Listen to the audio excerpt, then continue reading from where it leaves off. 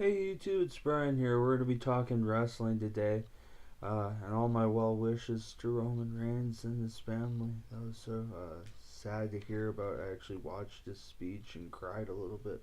I don't want to be one of those people who makes like videos to like exploit the news and get their own publicity, but damn, that was fucking sad to hear. And all the well wishes in the world to that guy.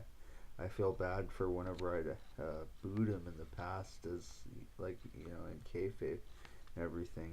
But yeah, all the well wishes in the world to that guy.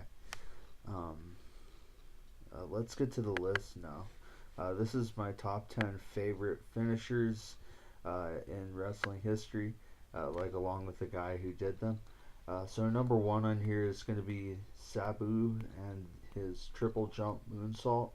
Uh, this move was so incredibly dangerous, and it always made it look like he was liable to miss the ropes at any point and cause a massive injury to himself or his opponent. But it was a nail biter whenever he broke it out because it was just so beautiful. The multiple jumps it took for him to actually hit the move properly and to land on his opponent in the moonsault. And Sabu was a little bit sloppy anyways, so his moonsault, it was almost like Terry Funk or Bam Bam Bigelow's moonsault. It wasn't the cleanest. Number two on here is going to be somebody who is a lot more smooth, and that's RVD. And the five-star frog splash. Honorable mention in terms of frog splashes goes to Eddie Guerrero, of course. The most majestic looking flying move I've ever seen has got to be the five-star frog splash. It looked like he could at any point during the move rotate 360 degrees and jump across the ring all in one jump. RVD is a fantastic athlete. I think he raised the level of athleticism expected from wrestlers just in the course of this move. Kind of like how Dynamite Kid is is often revered for raising the level of different styles expected from a wrestler in one match by incorporating different things like lucha libre and Japanese moves all into one match. Um, okay, let's get into number three on this list, which is going to be The Undertaker and his Tombstone Pile Driver. This has got to be one of the greatest finishers ever, and it carries a pretty historical legacy at the same time, with Undertaker's mystique making it seem like game over whenever he hits it 1, 2, 3. From another point of view, like looking at this outside of outside of the point of view like of a fan in the audience watching the match happen, uh, uh, from a safety point of view, the Undertaker always makes this move look really great, like really deadly, but from like behind the curtains, it's also pretty safe. You don't hear about a lot of people getting injured by this move. Number four on here is going to be Jerry Lynn. It's going to be the Cradle Pile Driver. This move, I think it gave it a sense of character. For some reason, whenever I was watching this, I always felt like the Cradle added an extra level of danger.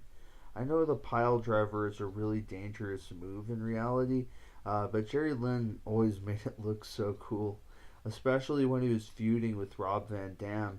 Rob Van Dam always sprung up to sell the move, and it looked like he must have had a broken neck or something. That had to be one of wrestling's best sells, kind of like when The Rock sold a Stone Cold Stunner or something, and he went flying across the ring like a it's hard to describe.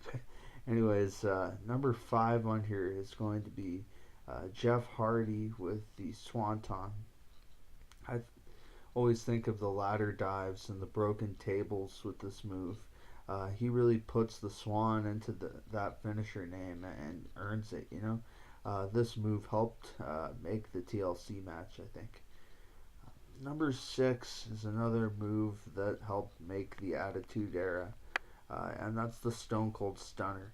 Um, it worked with both sellers like The Rock, like oversellers, people who um, could sell any move as well as they wanted, and maybe even put a little too much back spring into it or something, you know. Also, people that sucked at taking basic moves, you know.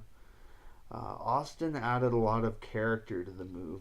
Though it was a simple, basic move, he added to it with the middle finger and the kick to the gut.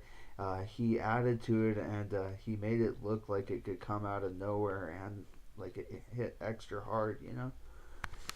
Um, Number 7 on here is going to be on here is my favorite tag team finisher. Both of the men on here, the Eliminators, doing total elimination, Perry Saturn and John Cronus, I should say. Both of these men were very underrated athletes in wrestling, you know. This is one of those awesome moves that could hit out of nowhere, I think. Number 8 on here is the Taz Mission, obviously by Taz. I always felt like when I was watching Taz apply that hold that I was about to see the opponent turn blue or land on their head from a nasty suplex. He was just so animalistic that it was easy to believe he would choke somebody out. He was built up well as a monster in ECW that would hold, with that hold being nearly unbreakable. Um, yeah, so it was just a really, kind of like Samoa Joe later on in his career and ROH and TNA and everywhere, you know. That's kind of probably where they got that idea from, was just Taz's unbreakable hold. And yeah, let's get to number 9 on here, which is Chris Jericho with the Lion Tamer. This move used to be vicious before Jericho flattened it out a little bit into the walls of Jericho. It looked like he was going to break the opponent's back. But yeah, this was one of the most important submission holds of the 90s and early 2000s. When he set this on, it looked like the match was pretty much going to be over. Okay, number 10 on here is going to be Shawn Michaels with the Sweet Chin Music.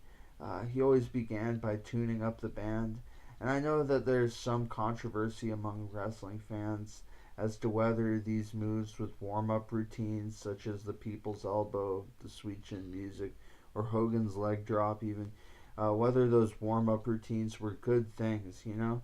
I always liked the little addition of the suspense and the build-up. It might have made the move, in theory, a little bit easier for the opponent to see coming. However, if you think about things that much of the time and you spend that much time overanalyzing, you'll never really enjoy wrestling. So yeah, that's going to be my top 10 finishers list. There's a few from submissions and from tag teams and everything. But yeah, it's mostly singles finishers.